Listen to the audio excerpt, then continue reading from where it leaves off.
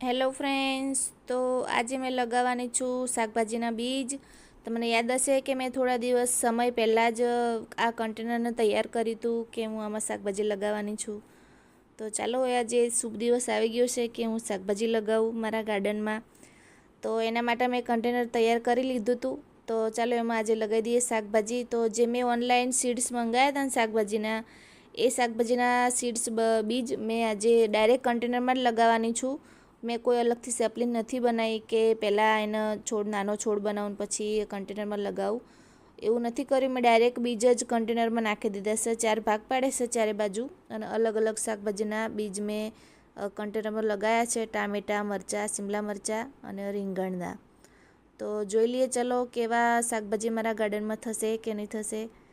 Try કરીએ. Try કરવાથી જ બધું થાય છે, નહીં કરીએ તો કંઈ નહીં થાય. Happy gardening.